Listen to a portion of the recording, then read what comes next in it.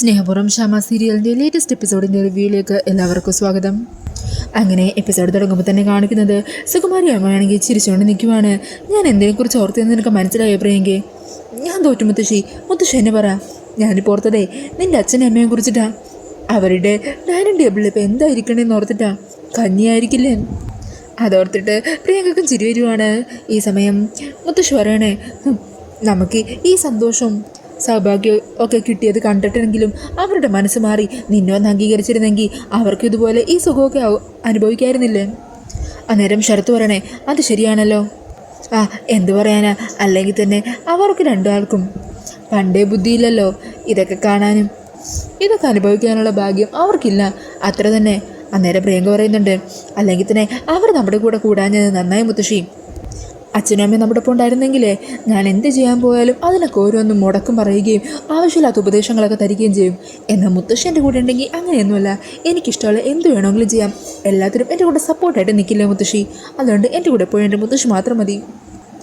അന്നേരം സുകുമാരി പറയണേ, എന്നാലും എൻ്റെ മോളെ, ഞാൻ നിൻ്റെ കൂടെ ഇപ്പോൾ വന്നില്ലായിരുന്നെങ്കിലുണ്ടല്ലോ ആ നരകത്തിൽ കിടന്ന് അവിടുത്തെ കഞ്ഞിയും പയറും ഒക്കെ കഴിച്ച് ആ ഒരു റൂമിൽ തന്നെ അടച്ചുപൂട്ടിയിരുന്ന് എൻ്റെ ജീവിതം അങ്ങ് കഴിഞ്ഞുകൂടി പോയാനെ. സത്യം പറയാലോ ശരത്ത്, അവിടുത്തെ റൂമുണ്ടല്ലോ, ആ ഇടുങ്ങിയ റൂമിൽ ശ്വാസം മുട്ടിയാണ് ഞാൻ ജീവിച്ചുകൊണ്ടിരുന്നത്. അവിടെ നിന്ന് പുറത്ത് വന്നപ്പോഴാണ് മനസ്സിനൊരു സമാധാനമായത്. ഇപ്പോഴാണ് ഞാൻ എൻ്റെ ജീവിതം ശരിക്കും പറഞ്ഞാൽ എൻജോയ് ചെയ്യുന്നത്. അല്ല മുത്തശ്ശി, പിന്നല്ലാതെ മോളെ. മുത്തശ്ശിക്കറിയോ, കോളേജിലും സ്കൂളിലൊക്കെ പഠിക്കുമ്പോൾ അവിടെ പണക്കാരായിട്ടുള്ള പിള്ളേർ ഓരോ കൗതുകം ഉണർത്തുന്ന സാധനങ്ങളൊക്കെ കൊണ്ടുവരും.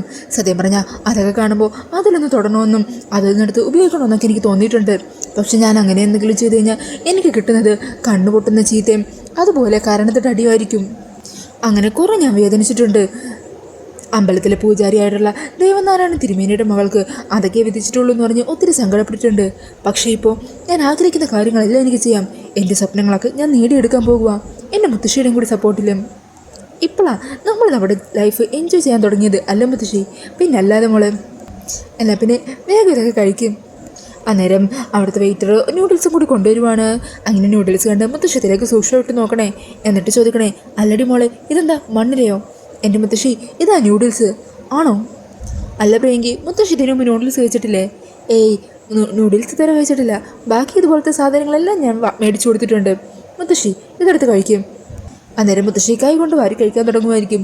അത് കാണുന്ന പ്രിയങ്ക പറയണേ, അയ്യോ മുത്തശ്ശി, അങ്ങനെയല്ല, ഇത് കഴിക്കേണ്ട ഒരു രീതിയുണ്ട്, ഞാൻ കാണിച്ചു തരാം എന്ന് പറഞ്ഞ പ്രിയങ്ക മുത്തശ്ശിക്ക് നൂഡിൽസ് കഴിക്കേണ്ട രീതിയൊക്കെ കാണിച്ചു കൊടുക്കുക. എന്നാൽ മുത്തശ്ശി പലതവണ ശ്രമിച്ചിട്ടും പറ്റുന്നില്ല. അയ്യോടി മോളെ, എനിക്കിത് പറ്റുമെന്ന് തോന്നുന്നില്ല.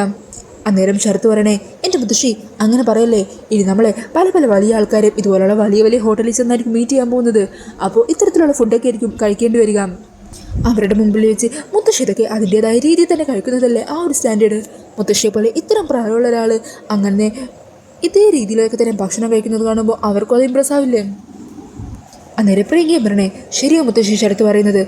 മുത്തശ്ശി, ഞാൻ ചിലതൊന്ന് ശ്രദ്ധിച്ചു കാണും. ഇതിങ്ങനെ പിടിച്ചിട്ട് ഒന്ന് കറക്കണം, അതിനുശേഷം വലിച്ചങ്ങ് എടുത്താൽ മതി. ഒന്ന് ചെയ്ത് നോക്കി മുത്തശ്ശി. അങ്ങനെ സുകുമാരിയും ഏകദേശം ശരിയാക്കി വരുവാ. കൊള്ളാം, ഇങ്ങനെ തന്നെ ഇതുപോലെ ഇത് പ്രാക്ടീസ് ചെയ്ത് കഴിഞ്ഞാലേ മുത്തശ്ശിക്ക് ഇത് എളുപ്പമായിട്ട് ചെയ്യാൻ പറ്റും. എന്നാൽ മോളെ, നമുക്ക് ഇനി വീട്ടിൽ ചെന്ന് കഴിയുമ്പോൾ ഇതൊക്കെ ഒന്ന് ചെയ്ത് പ്രാക്ടീസ് ചെയ്യാം. ഇവിടെ വെച്ച് എനിക്ക് ചെയ്യാൻ ചെറിയൊരു ശമ്പളമുണ്ട്. അതിനെന്താ മുത്തശ്ശി നോക്കിക്കോ. മുത്തശ്ശിക്ക് ഇതുപോലെയുള്ള എല്ലാ പ്രാക്ടീസും തന്ന് മുത്തശ്ശിയെ മൊത്തത്തിലൊന്ന് മാറ്റിയെടുത്ത് എല്ലാവർക്കും മുമ്പിൽ ഞെട്ടിപ്പിക്കുന്ന രീതിയിലായിരിക്കും പ്രിയങ്കിനും പ്രസൻറ്റ് ചെയ്യാൻ പോകുന്നത്. നീ നോക്കിക്കോ ശരത്തെ. അങ്ങനെയൊക്കെ പറഞ്ഞ് ആ ഒരു ഫുഡൊക്കെ കഴിച്ചുകൊണ്ടിരിക്കുകയാണ്.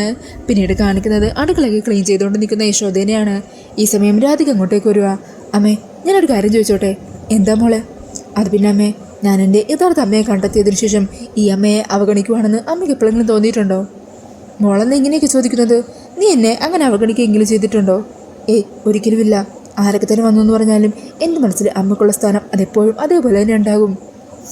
പിന്നെ എന്തിനാ നിനക്ക് എൻ്റെ കാര്യത്തിലൊരു സംശയം? എൻ്റെ മനസ്സിലും നിന്നെക്കുറിച്ച് ആ ഒരു ചിന്ത മാത്രമേ ഉള്ളൂ. നീ നിൻ്റെ അമ്മയെ തിരിച്ചറിഞ്ഞതിന് ശേഷം നിങ്ങൾ രണ്ടുപേരും കൂടി ഇവിടെ വന്നില്ലേ? അന്നേരം ശ്യാമയുടെ എന്താ പറഞ്ഞതെന്നറിയോ? നിൻ്റെ മനസ്സിൽ എനിക്കുള്ള സ്ഥാനം എത്ര വലുതാണെന്ന് ശ്യാമമ്മത്തിൻ്റെ വാക്കിൽ നിന്ന് തന്നെ എനിക്ക് മനസ്സിലായതാ. നിനക്ക് ഞങ്ങൾ രണ്ടമ്മമാരും ഉണ്ട്. അതുകൊണ്ട് അത്തരത്തിലുള്ള ഒരു ചിന്തയും ഒരു വിഷമം എൻ്റെ കുട്ടിയുടെ മനസ്സിൽ വേണ്ട എന്ന് പറഞ്ഞ് രാധികയെ ചേർത്ത് പിടിക്കുവാണ്. പ്രതീക്ഷക്കാരെ ഒത്തിരി സന്തോഷങ്ങളെന്ന് മോളുടെ ജീവിതത്തിലേക്ക് മോളുടെ അമ്മ വന്നു. എന്നാൽ ഇപ്പം അമ്മ കാണാൻ പറയത്താണ്. അതിൻ്റെ വിഷമം എൻ്റെ കുട്ടിക്കുണ്ടാകും അല്ലേ? ഈ സമയം ദേവൻ അങ്ങോട്ടേക്ക് വരുക. എന്തുപറ്റി? താനെന്താ നമ്മുടെ മോളെ കരയിപ്പിക്കാൻ നോക്കുവാണോ? അല്ല ദേവേട്ടാ, ഇവളെ ഓരോ കാര്യങ്ങളൊക്കെ പറഞ്ഞ് കരയാൻ വന്നു. പക്ഷെ ഞാൻ സമ്മതിച്ചില്ല. എന്നാലേ മോളൊരു കാര്യം ചെയ്യും, മോളെപ്പോഴും വരുണിൻ്റെ ഒപ്പം വേണം നിൽക്കാനായിട്ട്. വരുൺ മോൻ ആകെ തളർന്ന് നിൽക്കുക. ആ സമയം മോളുടെ വാക്കുകളാണ് ആ മോനെ ഉഷാറാക്കുന്നത്. നമ്മൾ മൂന്നുപേരും കൂടി ഇങ്ങനെ മാറിയെന്ന് സംസാരിച്ചാൽ മോൻ എന്ത് വിചാരിക്കും? അതുകൊണ്ട് മോൾ വരൻ്റെ അരികിലേക്ക് ചെല്ല്. കൂടുതൽ സമയം മോൾ വരൻ്റെ ഒപ്പം വേണം. അങ്ങനെ പറഞ്ഞ രാധികയെ വരണിൻ്റെ അരികിലേക്ക് പറഞ്ഞു വിടുവാണ്. ഈ സമയം വരണാണെങ്കിൽ റൂമിലിടുന്ന് കടമ്പകളത്ത് നടന്ന കാര്യങ്ങളും അവിടെ നിന്ന് രാധികയുടെ കൈപിച്ച് തനിക്ക് ഇറങ്ങിപ്പോകേണ്ടി വന്ന കാര്യങ്ങളും അച്ഛനെയും അമ്മയും മുത്തശ്ശിയും അവരെയൊക്കെ കുറിച്ചോർത്ത് സങ്കടപ്പെട്ടിരിക്കുവാണല്ലോ. അന്നേരം അത് കണ്ട് രാധിക അങ്ങോട്ട് വരുമായിരിക്കും. എന്തുപറ്റി? വരണയുടെ സങ്കടത്തിലാണല്ലേ? കടമ്പകളത്തെക്കുറിച്ച് ആയിരിക്കും ഓർത്തത്. അച്ഛനെ അമ്മയൊക്കെ കുറിച്ച് ഓർത്താണല്ലോ ഇങ്ങനെ വിഷമിക്കുന്നത്. വരുൺ, നമ്മുടെ മനസ്സിനെ കീറി മുറുക്കുന്ന രീതിയിലുള്ള ചില മുള്ളു നിറഞ്ഞ ഓർമ്മകൾ നമ്മുടെ മനസ്സിലുണ്ടെങ്കിൽ ആ വേദന ഒന്ന് മാറ്റാനായിട്ട് തനിക്ക് അതിനെക്കുറിച്ച് ചിന്തിക്കാതിരിക്കുന്നതല്ലേ നല്ലത്? അന്നേരം അത് കേട്ട് വരുൺ ചോദിക്കണേ, തനിക്ക് അങ്ങനെ തൻ്റെ അമ്മയെ ഓർക്കാതിരിക്കാൻ പറ്റുമോ? അന്നേരം രാധിക ചിരിച്ചുകൊണ്ട് പറയണേ, അതൊരു കുഴപ്പം പിടിച്ച ചോദ്യം തന്നെയാണ് വരുൺ എന്നോട് ചോദിച്ചത്. ശരിയാ, എനിക്ക് എൻ്റെ അമ്മയെ ഒരിക്കലും മറക്കാൻ പറ്റില്ല, ഓർമ്മിക്കാതിരിക്കാനും പറ്റില്ല. പക്ഷേ ഞാനൊരു കാര്യം പെട്ടേ പറയുന്നോട്, സത്യം പറഞ്ഞാൽ അവിടെ നിന്ന് ഇറങ്ങേണ്ടി വന്നപ്പോൾ നമ്മൾ ചെറിയച്ഛനെയും ചെറിയമ്മയൊക്കെ വെല്ലുവിളിച്ചിട്ടല്ലേ ഇറങ്ങിയത്. നഷ്ടപ്പെട്ടതെല്ലാം തിരിച്ചു പിടിച്ച് അച്ഛൻ്റെ അമ്മയുടെ അരികിലേക്ക് എത്തുമെന്ന് അവർക്ക് വാക്ക് കൊടുത്തതല്ലേ. എന്നിട്ട് ആ വരണാണോ ഇങ്ങനെ തളർന്നിരിക്കുന്നത്? ഞാൻ എൻ്റെ കിട്ടിയതിനെക്കുറിച്ച് ഇങ്ങനെയൊന്നും അല്ല കേട്ടോ വിചാരിച്ചത്. എല്ലാ പ്രതിസന്ധിയും മറികടക്കാനായിട്ട് കട്ടകൻ്റെ കൂടെ നിൽക്കുമെന്നാണ്. ദേവരുൺ, ഞാനിപ്പോൾ വീണ്ടും വരുണിനോട് പറയുക, നമ്മൾ നഷ്ടപ്പെട്ടതെല്ലാം തിരിച്ചു പിടിച്ചിരിക്കും. എത്ര കഷ്ടപ്പെട്ട് വേണമെങ്കിലും നമ്മൾ പണിയെടുക്കും.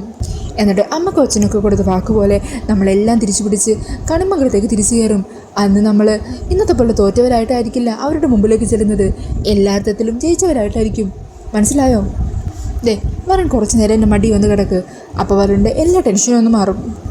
അങ്ങനെ വരുണിൻ്റെ ആദ്യയുടെ മടി കിടക്കുക. ഈ സമയം വരുൺ പറയണേ, സത്യം പറഞ്ഞാൽ ഇതുപോലെ മനസ്സ് തകർന്നിരിക്കുമ്പോൾ നമ്മൾ പലരും പല സ്ഥലത്തേക്കും ആശ്വാസത്തിനായിട്ട് പോകാറുണ്ട്. എന്നാൽ ഇപ്പോൾ ഡോക്ടർ എൻ്റെ കൂടെ തന്നെയുണ്ടല്ലോ. അങ്ങനെ പറഞ്ഞ് വരുണിൻ്റെ അധികം സന്തോഷത്തോടെ ഇരിക്കുവാണ്.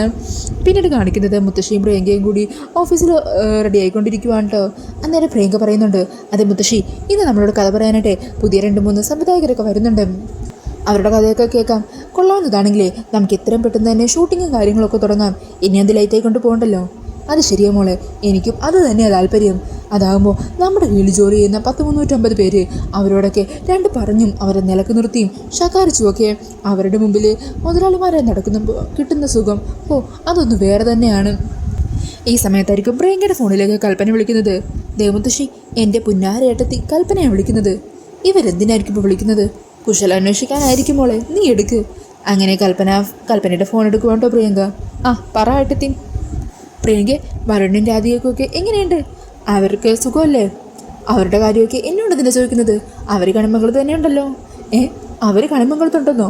അപ്പം നീ നടന്ന കാര്യങ്ങളൊന്നും അറിഞ്ഞില്ലേ? ഇവിടെ കണിമംഗലത്തെ വരുണിൻ്റെ അധികമില്ല. ഇവിടെ എന്തൊക്കെയാ സംഭവവികാസങ്ങൾ നടന്നതെന്നറിയോ എന്നും പറഞ്ഞ് നടന്ന കാര്യങ്ങളെല്ലാം വിശദീകരിക്കുവാണ്ടോ കൽപ്പന. അതൊക്കെ അറിഞ്ഞ് സന്തോഷത്തോടു കൂടി നിൽക്കുവാണ് പ്രിയങ്ക. ഇതൊക്കെ സ്പീക്കറിലിട്ട് കാരണം മുത്തശ്ശിക്ക് സന്തോഷമാകണേ. സത്യമായിട്ട് തീയാനി കേൾക്കുന്നതൊക്കെ പിന്നല്ലാതെ. അങ്ങനെ രണ്ടും കൂടി ഇവിടുന്ന് എന്നേക്കുമായിട്ട് പാടിയിറങ്ങിയതാ. പക്ഷേ തെരുവിൽ അലഞ്ഞു നടന്ന അവർ രണ്ടുപേരും നിൻ്റെ അച്ഛനുണ്ടല്ലോ ആറ്റുവാശ്ശേരിയിലേക്ക് കൂട്ടിക്കൊണ്ടുപോയി. ഞങ്ങൾ വിചാരിച്ചത് അവർക്ക് അങ്ങോട്ട് കയറി ചെല്ലാൻ പറ്റില്ലെന്നാ. നീ മുത്തശ്ശി അവിടെ ഉണ്ടായില്ല അപ്പോൾ? ഇല്ല, ഞങ്ങളൊരു യാത്രയിലായിരുന്നു. വെറുതെ എല്ലാം. എന്നാണെങ്കിലും അവരിപ്പോൾ ഇവിടെ നിന്ന് പോയല്ലോ, ഞങ്ങൾ ഹാപ്പിയാണ്. ഇവിടെ ഇപ്പോൾ കാര്യങ്ങളൊക്കെ തീരുമാനിക്കുന്നതും നടത്തുന്നതും ഒക്കെ ഞാനും ചെറിയമ്മയും ചെറിയച്ഛനൊക്കെ കൂടിയാണ്. ഞങ്ങളുടെ കയ്യിലെ ഇപ്പോൾ അധികാരം. സത്യം പറയാലോ പ്രിയങ്കെ, ആ രാധിക ആദ്യം നിന്നെ കണിമംഗലത്ത് നിന്ന് പുറത്താക്കി. ഇപ്പോൾ അവൾ ആറ്റുവേശ്വരിലേക്ക് വരാൻ പോയപ്പോൾ അവിടെ നിന്ന് നിങ്ങളായിട്ട് തന്നെ ഇറങ്ങിപ്പോയില്ലേ? അവളുടെ ഭാഗ്യം, അല്ലാതെ എന്ത് പറയാനാ? നിനക്കിപ്പോൾ കണിമംഗലവും ഇല്ല, ആറ്റുവാശ്ശേരി ഇല്ല. ഞാനെന്നെ എന്നാൽ പിന്നെ വെക്കട്ടെ, നിൻ്റെ കയ്യിലിപ്പോൾ കുറേ പണം മാത്രമല്ലേ ഉള്ളൂ എന്നൊക്കെ പറഞ്ഞ് പ്രിയങ്കേനെ ഒന്ന് എരിപ്പിരി കയറ്റിയിട്ട് കൽപ്പന ഫോൺ കട്ട് ചെയ്യുവാണ്. ഈ സമയം അതൊക്കെ കേട്ട പ്രിയങ്ക ദേഷ്യത്തിൽ നിൽക്കുക. അന്നേരം മുത്തശ്ശി വരണേ, എടി മോളെ, നമ്മളവിടെ നിന്നും ഫ്ലാറ്റിലേക്ക് പോയത് അവൾക്കൊരു അനുഗ്രഹമായി മാറിയതുപോലെയാണല്ലോ. ഇല്ല മുത്തശ്ശി, എന്താണെങ്കിലും ഇത് ഞാൻ വെറുതെ വിടുന്നില്ല. അങ്ങനെ കടമ്പകളത്തു നിന്നും തെരുവിലേക്ക് ഇറങ്ങിയവർ അവിടെ തന്നെ കിടന്നാൽ മതി. അവരങ്ങനെ ആറ്റുവാശ്ശേരി സുഖിക്കണ്ട. എന്ത് ചെയ്തിട്ടാണെങ്കിലും രണ്ടിനെ ഇറക്കി വിടണം. അന്നേരം മുത്തശ്ശി വരണേ, അങ്ങനെ നമ്മൾ പ്രത്യേകിച്ചൊന്നും ചെയ്യേണ്ടി വരില്ലടി. നമ്മൾ അങ്ങോട്ടേക്ക് ചെന്ന് നമ്മുടെ നാവിൽ നിന്ന് 2 വർത്താനം കേട്ടാൽ മതി. ആ വരണുണ്ടല്ലോ, അവളെ വിളിച്ചുകൊണ്ട് അവിടെ നിന്ന് പൊക്കോളും. അവൻ വലിയ അഭിമാനിയാണല്ലോ. മുത്തശ്ശി, ഒരു കാര്യം പറയാലോ, നമ്മൾ തൽക്കാലം അവിടെ ഇല്ലാതിരുന്നത് തന്നെയാണ് നന്നായത്. അതുകൊണ്ടല്ലേ കണിമംഗലത്ത് നിന്ന് അവരിറങ്ങുന്നത് കാണാൻ പറ്റിയില്ലെങ്കിലും ആറ്റുവാശ്ശേരിയിൽ നിന്ന് അവരിറങ്ങുന്നത് നമുക്ക് ലൈവായിട്ട് കാണാൻ പറ്റുന്നത്. മുത്തശ്ശി വേഗം വാ, ഇപ്പം തന്നെ അങ്ങോട്ട് പോകാം. അങ്ങനെ പറഞ്ഞ് പ്രിയങ്കയും മുത്തശ്ശിയും കൂടി നേരെ ചെല്ലുന്നത് ആറ്റുവാശ്ശേരിയിലേക്കാണ്. അങ്ങനെ കാറിൽ നിന്ന് ഇറങ്ങി വരുന്ന പ്രിയങ്കേൻ്റെ മുത്തശ്ശിയും കണ്ട് എന്തോ പണിയൊപ്പിക്കാനുള്ള വരവാണെന്ന് മനസ്സിലാക്കി നിൽക്കുന്ന യശോദനെ കാണിച്ചുകൊണ്ടാണ് കേട്ടോ എപ്പിസോഡ് തീരുന്നത്. പിന്നീട് നാളത്തെ എപ്പിസോഡിൻ്റെ പ്രൊമോയിൽ കാണിക്കുന്നത് പ്രിയങ്കയും മുത്തശ്ശിയും കൂടി രാധികയും വരണ്യം ഇപ്പം ഇറക്കി വിടണമെന്നും പറഞ്ഞ് അച്ഛനോടും അമ്മയോടും ദേഷ്യപ്പെടുവാണ്. രണ്ടിനെ ഇപ്പം തന്നെ ഞാൻ പിടിച്ചിറക്കി പുറത്തേക്ക് വലിച്ചെറിയും. അങ്ങനെ എൻ്റെ ജീവിതം തകർത്ത് അവളും അവളുടെ ഭർത്താവും ഇവിടെ അങ്ങനെ സുഖിക്കണ്ട എന്നും പറഞ്ഞ് പ്രിയങ്ക മുത്തശ്ശേരിയും കൂട്ടി അകത്തേക്ക് കയറി വരുവാണ്. അങ്ങനെ നേരെ രാധികയുടെ അരികിലേക്ക് ചെല്ലാൻ തുടങ്ങുമ്പോഴായിരിക്കോട്ടോ രാധിക അവർക്ക് മുമ്പിലേക്ക് വരുന്നത്. അങ്ങനെ രാധിക അവിടെ നിന്നും തല്ലിറക്കാൻ വന്ന പ്രിയങ്കേനെയും മുത്തശ്ശീനെയും കത്തി കാണിച്ച് ഭയപ്പെടുത്തി വിരട്ടി ഓടിക്കുവാണ് രാധിക. പിന്നീട് കാണിക്കുന്നത് ഭക്ഷണം കഴിക്കാനിരിക്കുന്ന ഗൗതത്തിനെയും ചന്ദ്രശേഖരനെയും അതുപോലെ കൽപ്പനയും ഉർവശിനെയും ഒക്കെയാണ് കേട്ടോ. അവർക്ക് പത്മിനി അങ്ങനെ ഭക്ഷണമൊക്കെ വിളമ്പി കൊടുക്കുക. ഈ സമയം ഭക്ഷണം രുചിച്ച് നോക്കിയിട്ട് ഗൗതം അതിന് ഓരോരോ കുറ്റം പറയണേ. ഇതിനെന്താ ഉപ്പും പുളിയില്ലല്ലോ, വായി വെക്കാൻ പോലും കൊള്ളില്ല, നിങ്ങളിത് എവിടെ നോക്കിയാണ് ഉണ്ടാക്കിയത്? ഞാനെല്ലാം കൃത്യമായിട്ട് തന്നെ ഇട്ടതാണല്ലോ, എന്തെങ്കിലും കുറവുണ്ടെങ്കിൽ ഒരു 5 മിനിറ്റിനുള്ളിൽ ഞാൻ ശരിയാക്കി കൊണ്ടുവരാം. വേണ്ട, ഇനിയൊന്നും വേണ്ട എന്നും പറഞ്ഞ് പത്മിനിയെ വളരെ മോശമായിട്ട് ഓരോ കാര്യങ്ങളൊക്കെ പറയുവാണ് കേട്ടോ. അങ്ങനെ അവരുടെ ആ പെരുമാറ്റമൊക്കെ കണ്ട് സങ്കടത്തോടെ പത്മിനി കരഞ്ഞുകൊണ്ട് അടുക്കളയിലകത്തേക്ക് കയറി പോകുന്നുണ്ട്. അപ്പോൾ ഇതൊക്കെയാണ് ലേറ്റസ്റ്റ് പ്രൊമോയിൽ കാണിക്കുന്നത്.